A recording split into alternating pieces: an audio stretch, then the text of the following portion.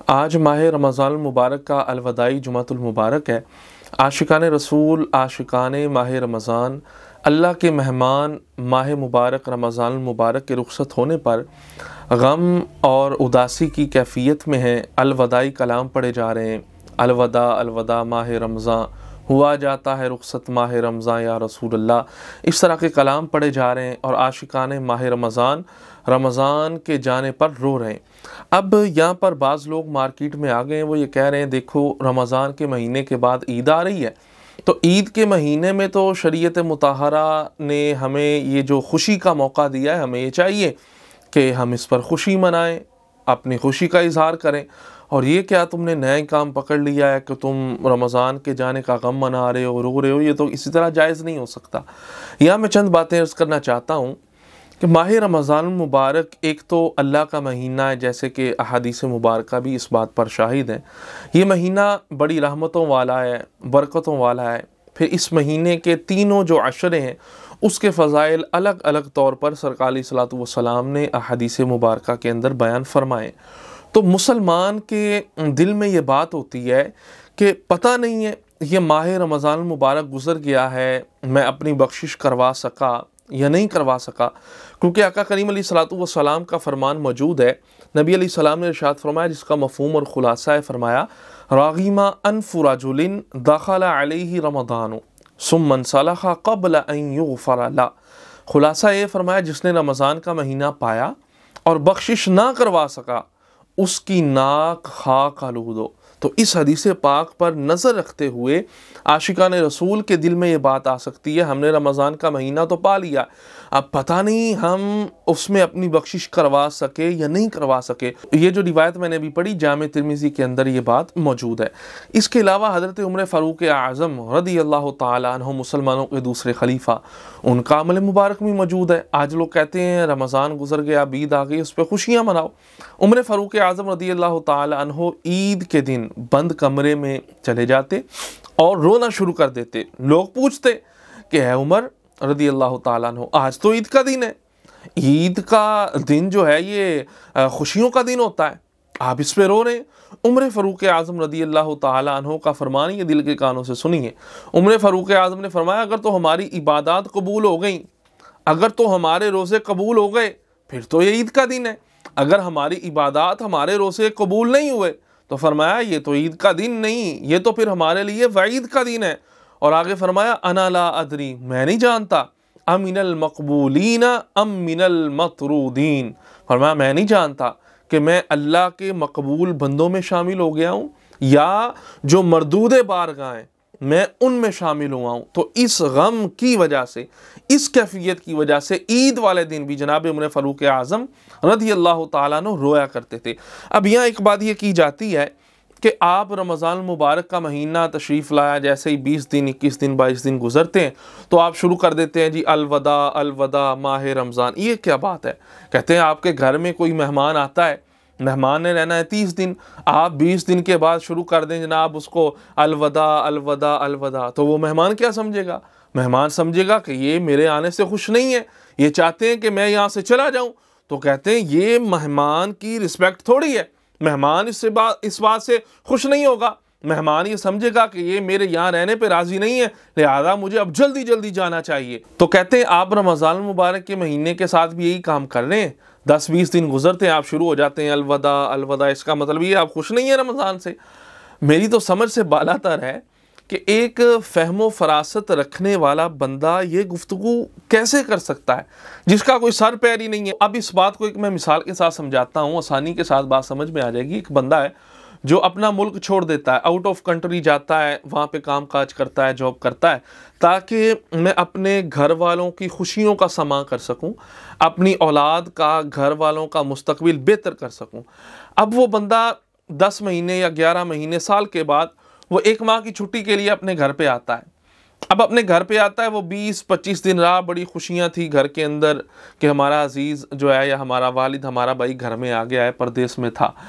अब जैसे ही पता चलता है घर वालों को कि अब इसने 4-5 दिन के बाद फिर रुखसत हो जाना है, फिर ये हमारा मुल्क, हमारा घर छोड़ के बाहर चला जाएगा, तो अब उन घर वालों के दिल पर जो है ना गम की कैफियत, एक उदासी की कैफियत होती हैं कि अब ये फिर दोबारा चला जाएगा।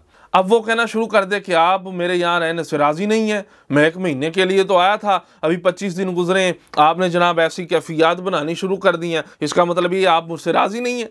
उसको बंदा कहेगा भाई नहीं, ये जो सारा काम किया जा रहा है ना, ये तेरी मोहब्बत में किया जा रहा है कि तू हमारे पास आया था, अब हमसे रुखसत होके जा रहा है। जब हमसे रुखसत होके जाएगा तो जारी बात है हमारा दिल नहीं लगेगा, दिल में उदासी होगी। तो वो कैफियत का जाहिर करना ये उसकी मोहब्बत की वजह से है, ये उसकी नफरत की अलामत नहीं है, या उसका यहाँ पे आना जो है इसमें घर वाले नाखुश हैं उससे, इस बात पे दलालत नहीं करता। इसी तरह एक बंदा है हज और उम्रा के लिए जाता है, अब जैसे ही बंदा अपने मुल्क से निकलता है हरमैन शरीफैन के लिए, बंदे के दिल पे एक खुशी के असरात होते हैं। बंदा खुशी से फूले नहीं समाता कि मैं हरम शरीफ जा रहा हूँ, आका अलैहिस्सलाम के रोज़े पे हाज़िरी के लिए जा रहा हूँ। अब जैसे ही वो बंदा वहाँ पे पहुँचता है, उसकी खुशी की कैफियत होती है। मगर जैसे ही उसको पता चलता है 1-2 दिन के बाद मैं रुखसत हो जाऊँगा, मैंने आका का मदीना छोड़ देना है, मक्कातुल मुकर्रमा से अब मैंने रुखसत होना है, अपने वतन की तरफ जाना है, तो अब उस बंदे के दिल की जो कैफियत है ना, अगर तो दिल के अंदर इश्क़ रसूल होगा, अल्लाह उसके रसूल की मोहब्बत होगी, तो बंदे के दिल की जो कैफियत है ना, बंदे की आंखों में आंसू आ जाएंगे। क्यों? इसलिए मैं अब आका का शहर छोड़ रहा हूँ। तो उसका ये जो रोना है, जो उदासी वाली कैफियत है, ये इसलिए नहीं है कि वो वहाँ मक्का शरीफ या मदीना तय्यबा में आने पर राज़ी नहीं है। लोग उसको कहें ये क्या तू कर रहा है भाई, ये तुझे खुशी नहीं हुई, तू मक्कातुल मुकर्रमा में आया है, मदीनातुर रसूल की तुझे ज़ियारत नसीब हुई है। वो कहेगा भाई ये एक मोहब्बत की अलामत है कि अब मैं अपने महबूब के शहर से जुदा हो रहा हूँ। तो इसी तरह माह रमज़ान ये अल्लाह का मेहमान है भाई, तो अल्लाह के मेहमान के रुखसत होने की वजह से उसकी मोहब्बत में बंदे की ये कैफियत होती हैं। फिर जो ऐसे लोग होते हैं ना, इनके पास दलील कोई नहीं होती। भाई तुम्हारे पास क्या दलील है, तुम एक काम को बिदअत या जहालत या गुनाह की निस्बत करो एक काम की तरफ, ये काम करना गुनाह है। भाई बग़ैर दलील के आपको पता होना चाहिए, किसी काम के नाजायज़ होने के लिए बाकायदा शरई दलील होनी चाहिए। तो बग़ैर दलील के इस बात को जहालत कहना या गुनाह कहना, ये बिदअत कहना, ये खुद बहुत बड़ी जहालत है। अच्छा समझ में नहीं आता भाई इन बंदों के ज़हन में ये कानून किधर चले जाते हैं। अल अस्लु फिल अशियाई अल इबाहा, हर चीज़ के अंदर असल है मुबाह होना। जब असल चीज़ है मुबाह, आला हज़रत इमाम अहमद रज़ा बरेलवी ने फतावा रज़विया शरीफ की 8वीं जिल्द के अंदर इसी बात को लिखा है कि अगरचे ये बाकायदा तौर पर सरकार अलैहिस्सलातु वस्सलाम के ज़माने से साबित नहीं, मगर फरमाया ये मुबाह काम है। तो हर चीज़ के अंदर असल मुबाह है। जब शरीयत मुताहरा मना नहीं फरमा रही, और फिर मुझे हैरत होती है इन लोगों पे, ये कहते हैं अब आखिरी दिनों में जब 1-2 दिन रह जाएं, चले फिर आप अलविदा के कोई जुमले कह दें।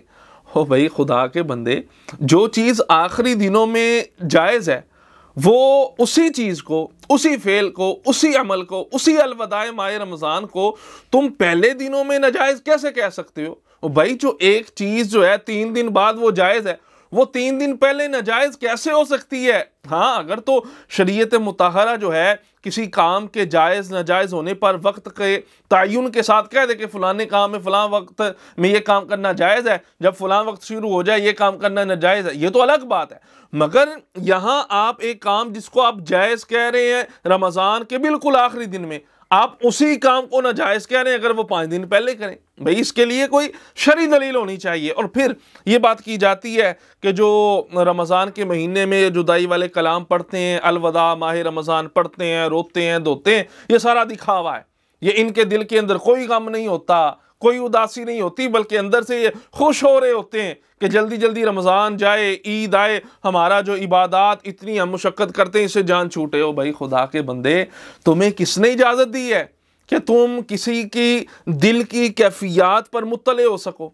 तुम्हारे अंदर कौन सा ऐसा आला है, तुम्हारे पास कौन सा ऐसा इल्म है जिसके साथ तुम्हें इस बात पर इत्तिला मिल जाए कि फलाने बंदे के दिल की कैफियत है? हाँ, बदगुमानी तुम कर रहे हो, और बदगुमानी करके गुनाह में तुम मुब्तला हो रहे हो। जो अलविदा माह रमज़ान की कैफियत के अंदर रो रहा है या उदासी की कैफियत है, वो तो गुनाहगार नहीं है। आपने अगर किसी शख्स के बारे, मखसूस के बारे ये बदगुमानी कायम कर ली कि इसके दिल के अंदर तो गम नहीं है, ये ऊपर से ये काम कर रहा है, तो आप जो उस पर ये बुहतान, बदगुमानी, तोहमतें बांध रहे हो ना जनाब, ये गुनाह का काम है। इस तरह नबी पाक अलैहिस्सलातु वस्सलाम की हदीस पाक मौजूद है, फरमाया इय्याकुम वज़्ज़न्न फ़इन्न ज़न्न अकज़बुल हदीस। फरमाया बदगुमानी से बचो। जो बदगुमानी होती है ना, ये बहुत झूठी बात होती है। इसी तरह हज़रत उसामा बिन ज़ैद रज़ियल्लाहु ताला अन्हु सहाबी रसूल हैं, ये रिवायतें मुख्तलिफ अहादीस की कुतुब के अंदर मौजूद है। ये रिवायत, उन्होंने एक बंदे को कत्ल कर दिया। सरकार अलैहिस्सलातु वस्सलाम की बारगाह में मुकदमा आया कि या रसूलल्लाह वो तो कलमा पढ़ रहा था। हुज़ूर ने फरमाया वो कलमा पढ़ रहा था। अर्ज़ की खुलासा अपनी ज़ुबान में अर्ज़ कर रहा हूँ अपने अल्फाज में। हुज़ूर ने फरमाया वो कलमा पढ़ रहा था तो तुमने उसको कत्ल क्यों किया? उसामा बिन ज़ैद जो अर्ज़ करने लगे, या रसूलल्लाह सल्लल्लाहु अलैहि वसल्लम, उसने कत्ल के डर से कलमा पढ़ा है, दिल से नहीं पढ़ रहा। अब नबी पाक अलैहिस्सलातु वस्सलाम ने जो उसको इरशाद फरमाया ना, साहबी रसूल को, हज़रत उसामा बिन ज़ैद रज़ियल्लाहु ताला अन्हु को दिल के कानों से ये बात सुनिए। जो कहते हैं ना दिल में माह रमज़ान का गम नहीं है, या ऊपर से आंसू मगरमच्छ के आंसू बहा रहे हैं, ये सुनिएगा। हज़रत अलैहिस्सलाम ने इरशाद फरमाया, अफला शक़क़ता अन क़ल्बी, तूने उसका दिल चीर के देखा है? तुम्हें क्या पता उसके दिल की क्या कैफियत है भाई? वो दिल से कलमा पढ़ रहा है या सिर्फ ज़बान से पढ़ रहा है, ये तो तुझे नहीं पता। उसके हाल का, दिल की कैफियत का इल्म तो अल्लाह की ज़ात को है। नबी पाक अलैहिस्सलातु वस्सलाम ने कई मरतबा ये अल्फाज हज़रत उसामा बिन ज़ैद रज़ियल्लाहु ताला अन्हु को इरशाद फरमाए। तो भाई आपका किसी के दिल पे हुक्म लगाना कि ये रमज़ान के महीने में ऐसे ही ये ड्रामे कर रहे हैं, ये सारी बातें इसकी हकीकत से इसका कोई ताल्लुक़ नहीं है, ये ऊपर ऊपर से सब कुछ कर रहे हैं, दिल में इनके खुशी होती है, तो भाई आप ये जो बदगुमानी कर रहे हैं ना, आप गुनाह में मुब्तला हो रहे हैं। और यहाँ मैं आखिर में ये अर्ज़ करूँगा कि आप अलवदा माह रमज़ान, जो अमीर अहले सुन्नत मौलाना इलियास क़ादरी दामत ज़िल्लुहु उनका कलाम है ना, अलवदा अलवदा माह रमज़ान, आप ये सुन लें और सच्चे दिल से, सही मैं बात अर्ज़ कर रहा हूँ, आप किसी भी पूरे अल्हम्दुलिल्लाह पाकिस्तान में बल्कि दुनिया भर में ये रमज़ान मुबारक के आखिरी अशरे में कलाम पढ़ा जाता है। आप यकसुई के साथ अकेले ही बैठ के ना इस कलाम को चाहे देख के पढ़ लें, आंखें बंद करके।